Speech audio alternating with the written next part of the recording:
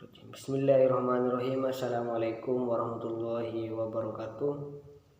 Untuk kali ini saya akan mereview 5 makalah tugas UAS Sejarah Peradaban Islam, yang mana dosennya yaitu Bapak Abdul Wadud Nafis.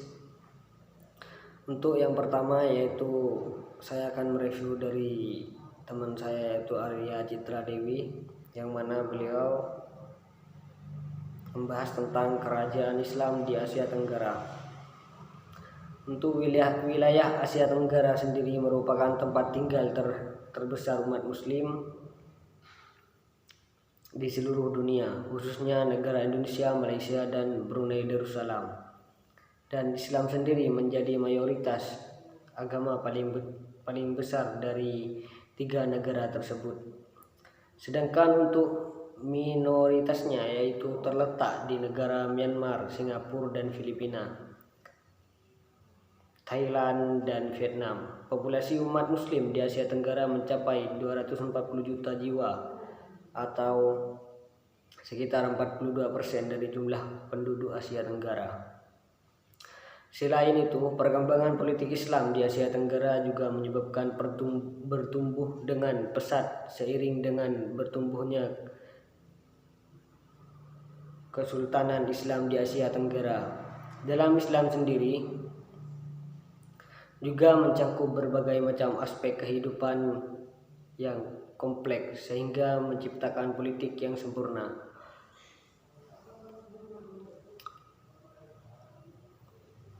Perjalanan umat Islam di Asia Tenggara juga menyebabkan terjadinya pengumpulan berbagai budaya yang menciptakan budaya baru yang unik dan dinamis. Islam di Asia Tenggara juga berkembang sangat pesat karena berbagai aspek mendukung di Asia Tenggara yang dibawa Islam. Yang kedua yaitu saya akan mereview dari saudara Siti Fatimah. Sejarah, yang mana Siti Fatimah menjelaskan tentang sejarah perkembangan Islam, pengetahuan Islam masa dinasti Abbasiyah. Bani Umayyah, kekuasaan kekhalifahan Islam berpindah ke dinasti Abbasiyah yang berlangsung pada 750 sampai 1258 Hijriah atau 1261 sampai 1517 Masehi. Selama masa kekhalifahan Abbasiyah ini, sejarah ilmu pengetahuan berkembang pesat. Kekhalifahan Abbasiyah dipelopori oleh Abu al-Abbas as-Saffah yang meruntuhkan dinasti Umayyah pada 1261 Masehi. Abu al-Abbas as-Saffah juga didaulat sebagai khalifah pertama dinasti Abbasiyah. Perkembangan sistem politik dan ilmu pengetahuan maju pesat di masa dinasti Abbasiyah yang melanggengkan kekuasaannya sampai 5 abad di kawasan Timur Tengah. Penamaan Abbasiyah dinisbatkan kepada Abbas bin Abdul Muthalib yang berasal dari Bani Hashim atau nenek moyangnya adalah Rasulullah SAW.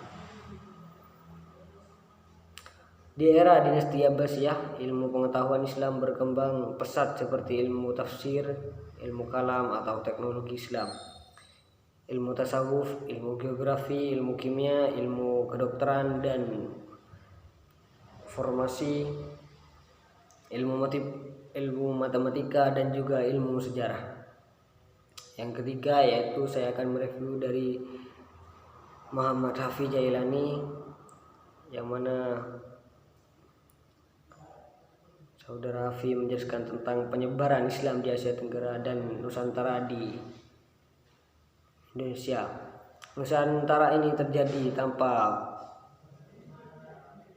pengolahan politik atau bukan melalui ekspansi pembebasan yang melibatkan kekuasaan militer, pemaksaan, struktur kekuasaan dan norma-norma masyarakat dari luar negeri, melainkan Islam masuk melalui jalur perdagangan, perkawinan, dakwah dan pembauran masyarakat Muslim Arab Persia dan India dengan masyarakat pribumi.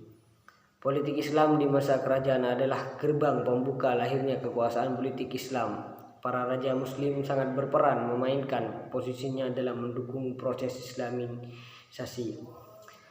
Masa ini juga menjadi penanda runtuhnya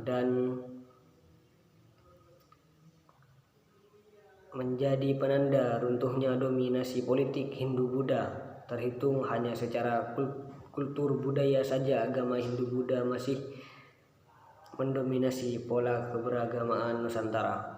Masa kolonial menjadi titik kemunduran politik Islam sebagai satunya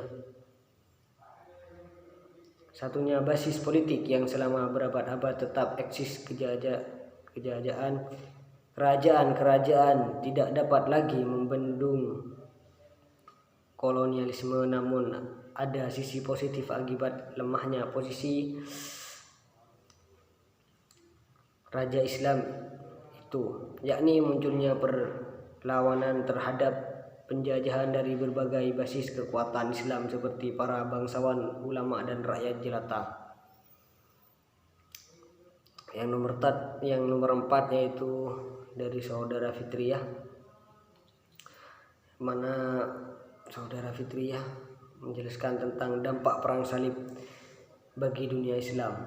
Perang salib yang terjadi sampai pada akhir abad ke-13 memberi pengaruh kuat terhadap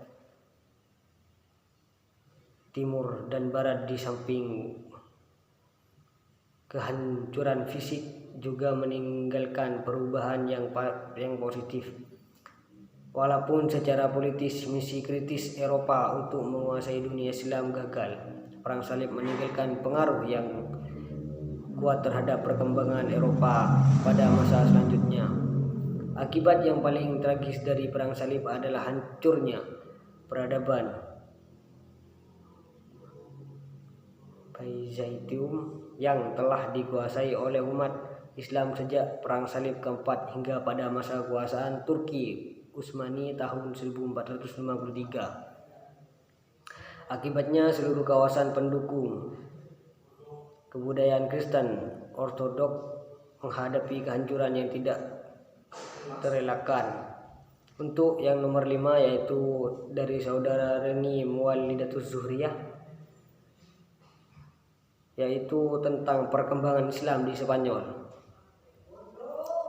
Untuk perkembangan Islam di Spanyol, yaitu di bidang perkembangan politik, dalam penaklukan Spanyol ada 3 orang yang paling berjasa. Mereka adalah Torik bin Malik, Torik bin Ziyad, Musa bin Nur Syahir. Tarif tokoh yang disebut sebagai perintis dan penyelidik. Ia menyeberangi selat yang berada di antara Amerika dan Eropa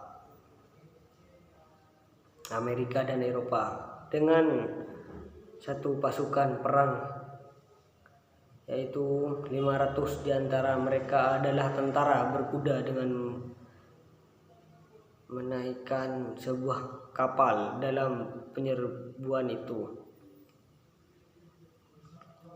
Untuk di periode pertama, yaitu yang dipimpin oleh Khalif Bani Umayyah bin Rusyad bin Damaskur. Pada periode ini stabilitas politik Spanyol belum tercapai secara sempurna. Demikian review dari saya. Wassalamualaikum warahmatullahi wabarakatuh.